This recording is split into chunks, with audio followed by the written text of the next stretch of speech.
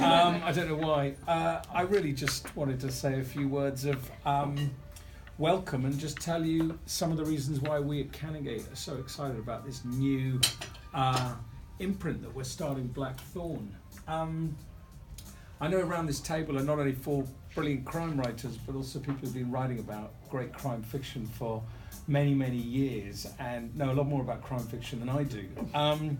I've been running Canongate since '94, so a few years now, and we were very lucky in the early parts, beginning of 2017, when a man called David Young became our chair. And some of you who know the publishing world will know David Young and what he's done on both sides of the Atlantic. And one of the first things David said to me, and he said, this might be a really crazy idea, but there's an opportunity, I think, which you should look at seriously, which is that this guy, Edwin Buckleton, wants to sell his publishing house, Seven House, and I think you should look at it. And he says it's kind of about as diametrically opposed from the kind of publishing you do in many respects. And he wasn't quite sure what he was saying in certain respects there, but publishing a lot more books than we do at Canongate, and with a very strong niche of crime and thrillers and some romances and psychological thrillers, and but publishing primarily for the library market and just hardbacks. And it was, on the face of it, I was thinking, wow, 100 books a year, that's a lot. We publish 40 originals a year, and that feels like a lot. You know, the idea of it didn't really feel necessarily an easy thing for us to take on. But then I started looking at this incredible list and business that Edwin had built up since the 70s, and I thought, wow, this guy has prosecuted a particular line of publishing in a very, very I think kind of dedicated and excellent way, and has built up a great list of writers, some of whom I knew by name but hadn't actually read, others I'd never even heard of. And anyway, fast forward 7 months later, we have managed to come to a deal with Edwin. We managed to borrow enough money to buy this publishing house, and which we have been running kind of in parallel with Canongate. Holly is part of the original Seven House team, and I was so thrilled when one of my colleagues said, well, why don't we get Holly to move over and be the kind of point person for Blackthorn, because Blackthorn was kind of what Edwin had always, he said the two things that we're not doing at all at Seven House, which I think are huge missed opportunities, are in audio and with paperback publishing, because you know these are genres in which the paperback and audio lives of books are very, very important. And Edwin had said, you know, if I'd had time, as in if I was younger and still had another 10 years of publishing in me, I would have started a paperback imprint. But I think this is one of the opportunities for Seven House as a publishing house. So that was one of the things we always kind of knew we wanted to do, and it was maybe in August or September of last year that one of my colleagues were kind of doing polls in the office, what should we call this imprint, and Blackthorn came, which you know we thought had a really beautiful ring to it and felt like it had been around a while, Blackthorn, and it had many things that seemed to me good connotations for a crime and thriller list, Blackthorn. So fast forward now to on the eve of Valentine's Day, and really what you have here are the first 4 books we're launching in May and June of this year, and to be launching with Catherine and Cara and Simon and David is for me just a real thrill. These were, I have to confess, 4 writers I hadn't read when we first did this deal, and one of the joys of us taking on the Seven House list and being in charge now of these amazing this amazing catalogue they've got, and these great writers and their forward writing careers as well as their backlist, is there are so many brilliant writers on the list, people who've been writing for, in some instances, decades, and who's doing the cherry picking, and have honed their skills as writers. These are all brilliant storytellers, but all using very, very well a lot of different techniques and styles and tones for telling stories, but all of them hugely, I think, gripping. Some of them very funny, some of them deeply kind of chilling, and it's, to me, as an opening quartet, it really shows the range of what I think we can do with Blackthorn over the coming years, and it really is the beginning, I hope, of a great new crime and thriller imprint within Canongate. At the moment, the entire list is being drawn from the Seven House catalogue, which is an incredible roster of authors, and as you'll see from this, there are some other great writers. I'd never read Cynthia Harold Eagles until this happened. I've just been, reading a number of the Slider novels, and I think she's another terrific writer who, for me, was a real revelation. And so it's great to have, we are spoiled for kind of choice when it comes to which authors we bring into the Blackthorn list, but we, I think, couldn't have started with a stronger four, and so it's a real thrill to have them here. And what I'd like to do now is just introduce you each of them one by one, and they don't really need introducing to you because I think you know them all pretty well, but have them just say a little bit about the particular novel of theirs that we're launching at Blackthorn, and I might wrap up and say something at the end. I also want to say a big thank you to Midas, because it's really much appreciated what you've done to bring this together, and I think it's a reflection of our ambitions for Blackthorn to bring Midas in to help us launch it, because no one does PR in this area of the market better than Midas do, so it's really appreciated in that respect, so thank you for that.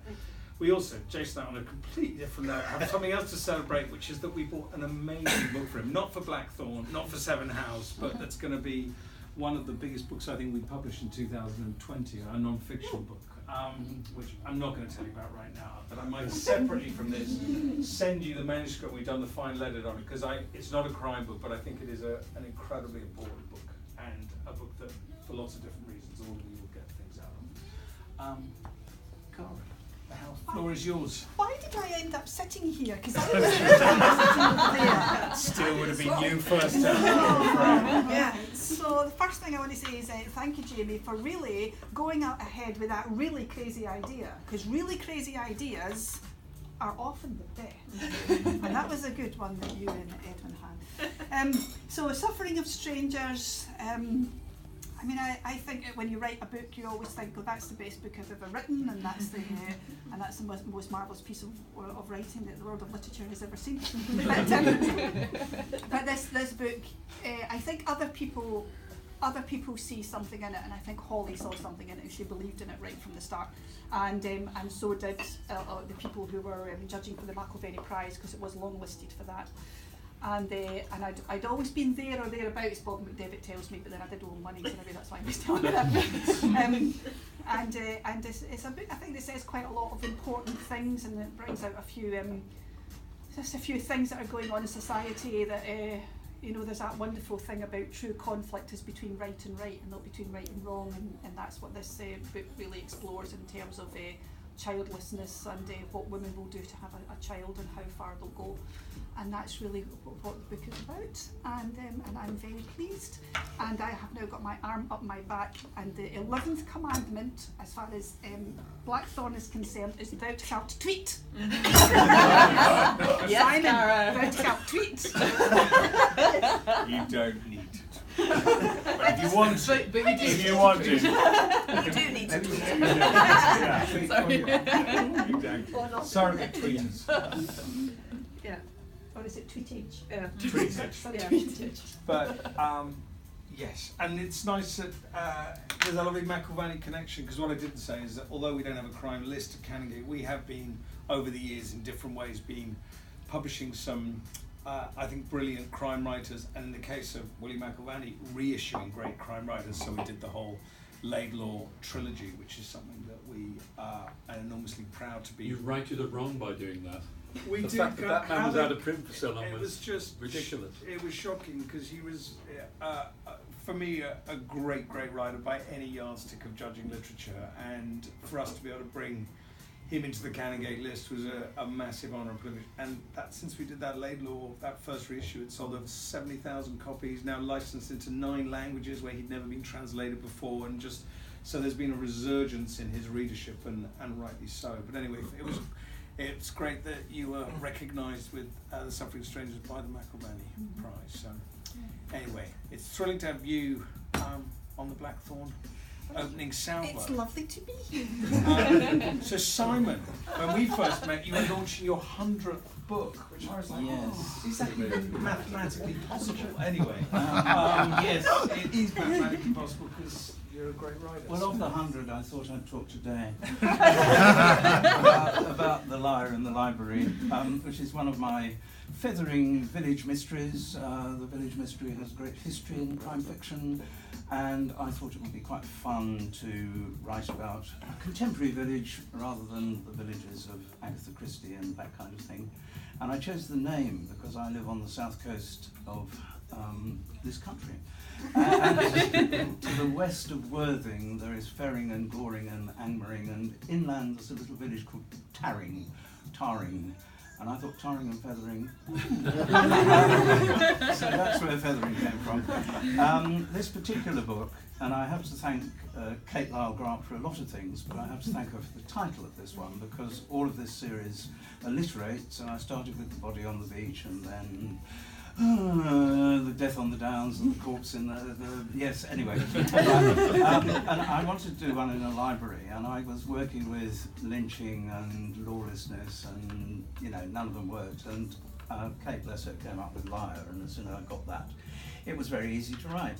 And it concerns this, you may find difficult to believe, but it concerns a pretentious writer, one who thinks himself rather above himself, actually thinks what he does is important, and believes that this gives him the right to grope any woman in sight.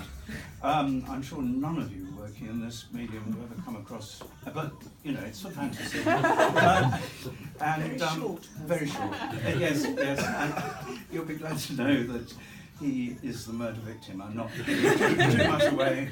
He does an event in the library and doesn't leave the car park.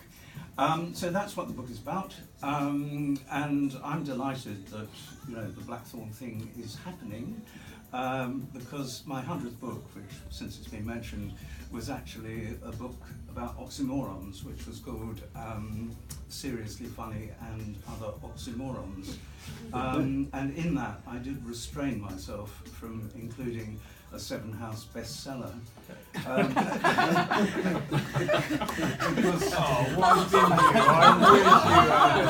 Because, as we know, Seven House, I have huge respect and love for Seven House, but it was always kind of limited print run. So the idea of actually having paperbacks, mass market paperbacks out there under the name of Blackthorn is extraordinarily exciting, and I'd like to thank everyone here, Holly and Jamie, and everyone who's made that possible. Thank you. That's really lovely what you say, and I'm glad you mentioned Kate Lyle Grant, because one of the things that has made the kind of us kind of taking on the Seven House baton easier has been the incredible team of people, all of whom have stayed with us, with the exception of Edwin and Mandy, who, for obvious reasons, because of the deal, wanted to go. That was part of the reason why they wanted to sell Seven House, to free up their lives in certain respects, although they were with mixed feelings, obviously. But we have a phenomenal team of people there, and although they're not directly working on the Seven House, the Blackthorn list, indirectly they are, because everything comes from Seven House, and Kate Lyle Grant is an absolute joy as a colleague. I think got such good publishing instincts, as well as an absolute delight to work with, and that's making a big difference. And I probably won't spend much on how Canongate operates as opposed to Seven House, but certainly it's a very different kind of ambition we have for our books, and what we do internationally is quite different from the way Seven House has operated, although there are some nice overlaps, because Ingrams, who sell the Seven House list in America, own PGW, who sell the whole of the Canongate list, as well as a lot of other interesting independents in America like Grove Atlantic. But we have brilliant distribution in India with Penguin, and with at Random House, and in South Africa with Penguin, and Alanum in Australia. So it's just great our authors are going to be actually in the bookshops in a really visible way throughout the English-speaking world, and also in translation. And it's nice to talk about Catherine now, because I remember so well when Holly came. I remember saying to Holly at one point, just after we'd done this thing, like, so what have you read on the Seven House list that's you really love? She said, well, there's this one book by Catherine O'Connell called The Last Night Out. I think it was called The Girls' Last Night Out. It was called The Last Girls' The Night Last Out. Girls' Night Out. We went back and forth on that. Because he said, I don't like that apostrophe, we'll just leave it off. I said, you can't leave an apostrophe off my possessive. It was too much of a mouthful, but it was this time last year, just about that. I met Catherine for the first time, and she and her lovely partner, husband, whatever he is. Anyway, he was. Whatever. You were both over for the London Book Fair because The Last Night Out was something that I immediately fell for, and I could see why Holly and others at Seven House felt so strongly about this book. And I'm glad to say a number of brilliant international publishers have. So I think you already have publishers in 6 different languages. Yeah, well. And there will be more to come too, but it's from some of the best commercial fiction crime lists in translation in Brazil, in Italy, in Germany, in Spain, in Holland, and Russia. Maybe I got all those wrong. Germany, France, Spain, Italy, Portugal, and Brazil. Portugal. So anyway, it was a testament to this, the quality of your storytelling, that you had some of the most experienced and brilliant publishers of crime fiction and thrillers absolutely falling on your book, which is coming out widely. So tell us a bit more about this very. Well, thank you for the intro. First, I always preface whenever I speak to people, I do not write anything the way I talk. It's a whole different thing in that book, all right? So, and I'm Catherine O'Connell, because when I signed my first contract, I was Kathy O'Connell, and then I signed my first contract, and the publisher calls, he says, is your name Catherine? I said, well, legal. He said, oh, it sounds so much better, so now I'm Catherine O'Connell. But now I have a little confession to make, is that The Last Night Out is actually the first thing I ever wrote. And 25 years ago.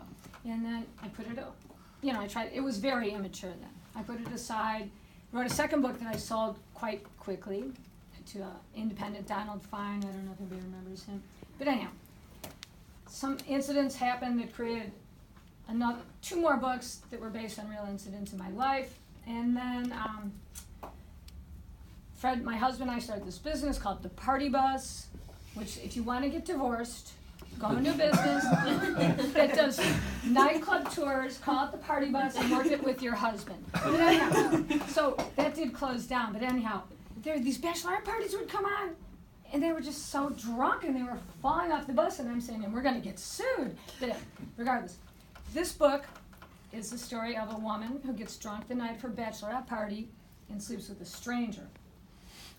One of her friends turns up dead the next morning, and because he was seen around them, he becomes a person of interest, which is puts her in quite a pickle.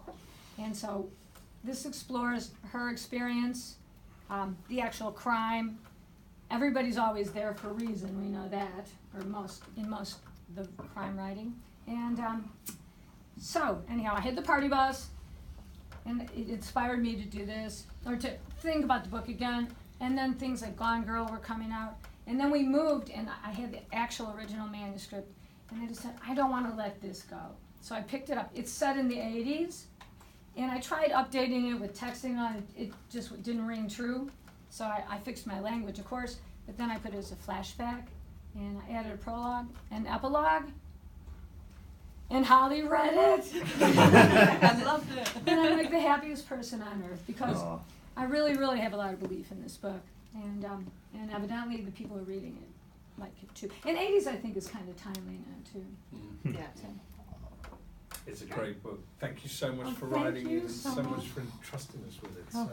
I'm so happy. And what was the Spanish title? You showed me. I don't remember it in Spanish, but it's called Confidences and Betrayals. I go, oh my God, why don't we name this Confidences and Betrayals? Oh, and actually, so when we were going back and forth on this title, because Jamie's so cute, he writes, I love your book. He goes, that title's got to change, we have to change. And so I thought, at 3 in the morning though, I'm getting these, because now I'm all excited, so I'm waking up reading this, and come on, we got to take that apostrophe out.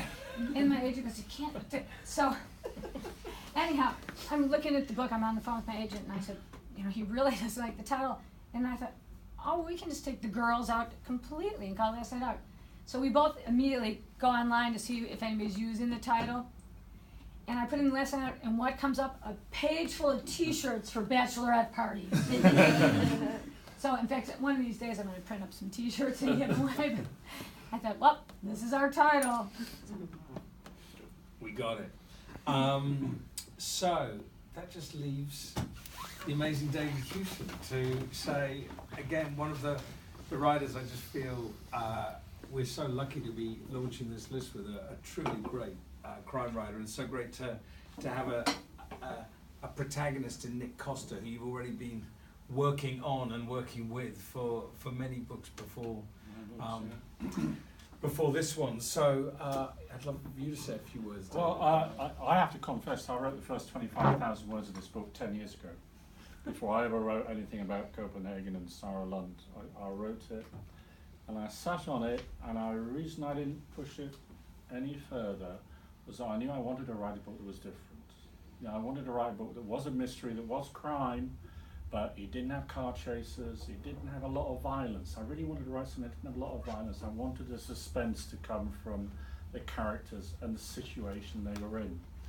And the publisher I was with at that time, I just felt was the wrong publisher. My very first agent, the lovely Viv Schuster, once said to me, my job's not to find you a publisher, it's to find you the right publisher.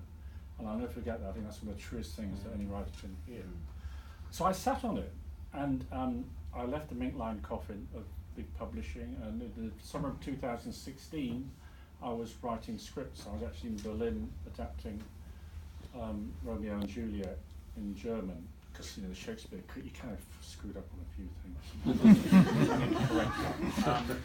And I sat at Tegel Airport, and I was flying back, and I was just going through the news of the bookseller, and it said that Canongate had acquired Seven House. And I've always admired Canongate, because you know most publishers, you can kind of see where they're going, and Canongate is just eclectic. You know, there was such a range of different books there that you could always think, well, what the hell have they published now? You know, I really like that, because I think the glory of publishing is the diversity of it, not the fact that it's all the same. And I sent Alice, my agent, an email. This is a Wednesday. I sent her an email from Tegel Airport saying, how about, I've got this, and I hadn't shown her the 25,000 words either, because I just, you know, I wanted to wait. I said, how about, I've got this thing, do you want to maybe show it to Seven and Canongate and see what they want? And she said, can you send me it? So I sent it on my phone from Tegel Airport to her. I got back Thursday, and she said, oh, they're quite interested. And by, I think you read it straight away, by Monday, it was done. It was done. And I was thinking, shit, there goes that holiday. So it was like, can we have it next week? You know, you've written 25,000 words of it.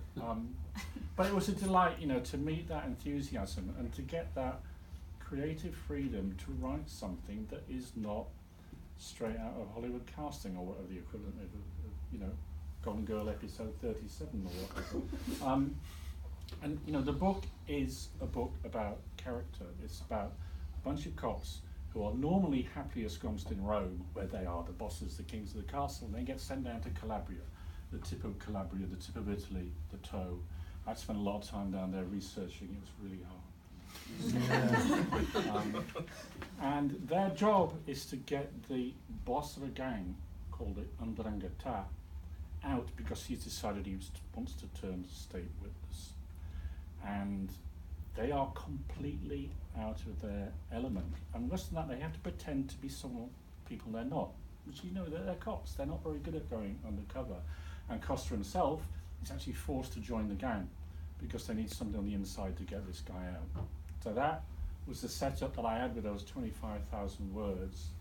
And I had to find out what the rest of the story was in the space of the next few months. But it was really liberating, you know, to be told, you know, you can get this freedom. It doesn't need to be like everything else that's like gone before. And I, you know, while I always want to tell a good story, there's always an urge beneath with a book. And with this one, it was to try to reclaim some of those great classic stories of the 60s and 70s, you know, Nancy Spain, these Mediterranean mysteries that were written at a time when, for people like me living in a council house in Yorkshire, the Mediterranean was a mystery. I mean, it's not really a mystery for most of us now, but Calabria really is. It's another world, and even to Italians, it's a different world. They don't know it. So it's a story about identity. It's a story about how hard it is to pretend to be somebody different, and the cost of that in the end, because who you really are is going to come out. And it was a great privilege, and I've really enjoyed working with them, with everybody here. And the next book is already out with 7, which is set in the Faroe Islands, which could not be more different to Calabria. There was no rotting puffy in Calabria, but it's been great fun. Oh, we've loved it, and something you talk about with Savage Shore and with what you've done with Nick Costa, it's an incredibly atmospheric book, and as well as being I think it's such a talented novelist and writer. You know, I also have been following David on social media and love his photographs, and I just think he's someone who has an amazing ability to capture moments and places, and that. Yeah, well, most of his photos I've taken for research. You know, that's what I do, because I can't read my own handwriting. I have to take the pictures. So those are the Magnificent Four that we're launching this list with. Here you've got the kind of the first 16 titles in the list, and I don't know if any of you around the table want to ask any questions, either of the individual authors or just of anyone around the table. Marcel.